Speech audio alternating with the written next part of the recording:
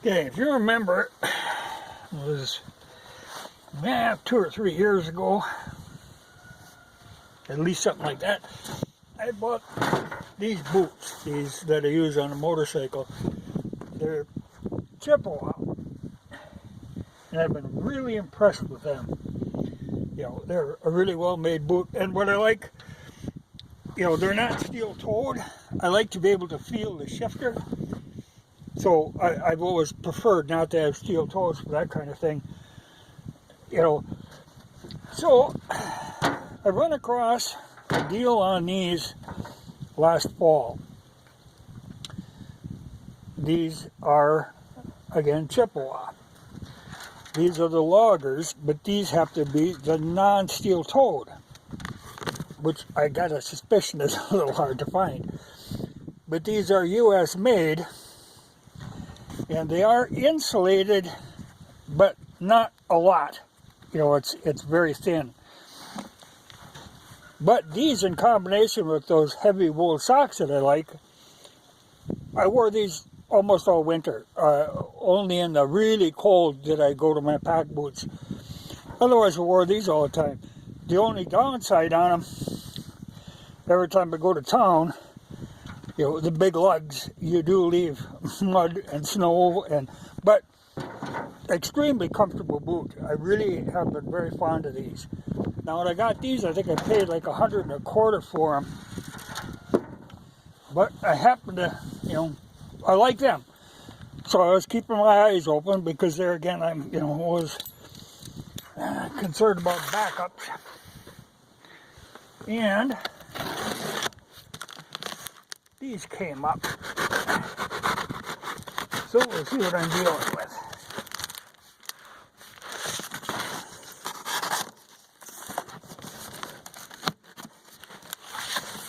Now, in theory, they are supposed to be steel-toed.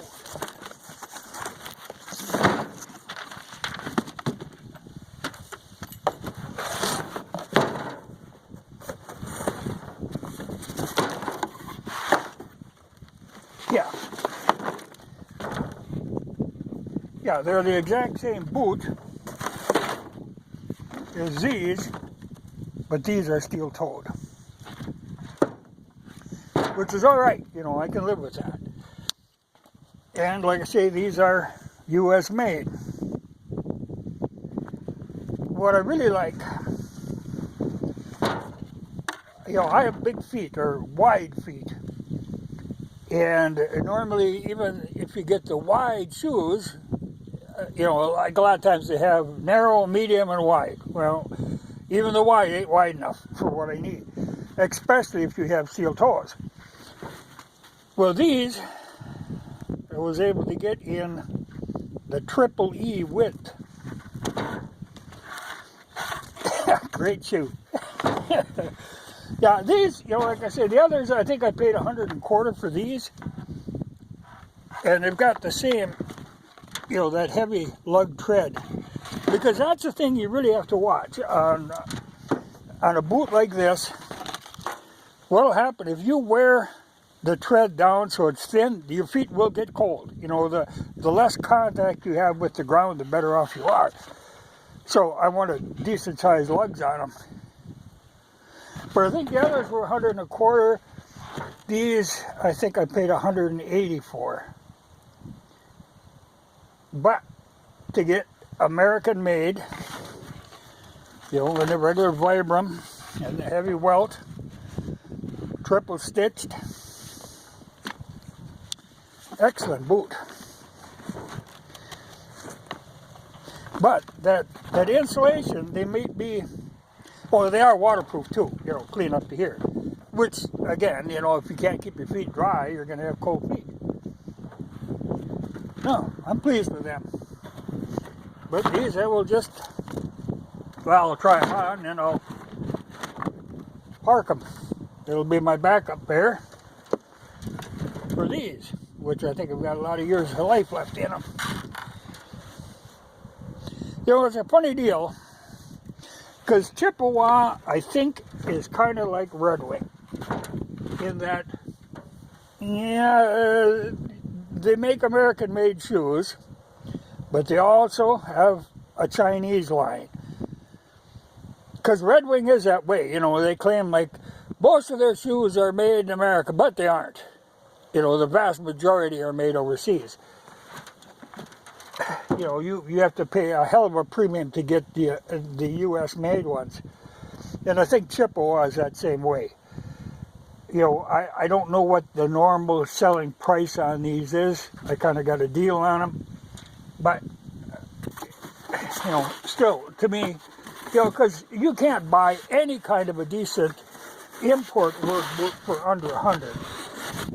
Nothing that you're going to be happy with. So I'm willing to pay a little more to get a boot that I'll be happy with. But these will go into the backup area. Very pleased with, you know, like I said, these have been very comfortable boot, and I've been tickled that I've been able to wear them all winter. You know, like here, these would be like 6 months of the year I can wear these boots would be right. You know, middle of summer, yeah, they're going to be too warm. Even the other day it was like 75 degrees. They were pretty warm. And these aren't steel-toed. Same boot, but these aren't steel-toed. These I can ride the motorcycle, they're fine. I just don't like dealing with a shifter with a steel-toed boot. You don't have that feel.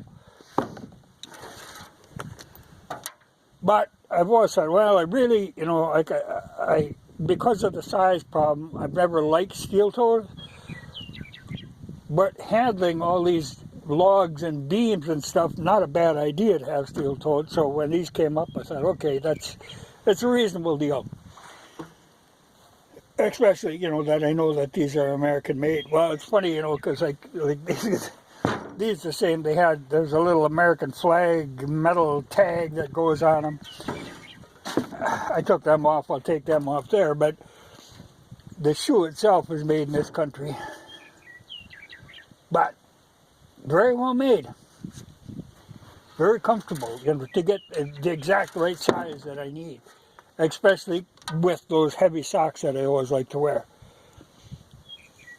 They've been good. I've been pleased with them. But I never see them in stores. I don't know, you know, how a person would go about finding Chippewa boots, especially, you know, but on any of this kind of thing.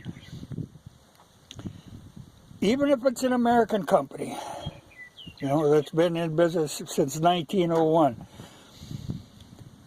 they always tend to kind of add in this cheaper line, trying to compete with the imports. So you have to watch. You know, you really have to pay attention to what you're buying, or you could end up with something that isn't what you thought it was going to be. These are, I know what I'm getting now with these, so I'm tickled with those. Got no complaints about the ones I had, and I'm glad to pick up another pair.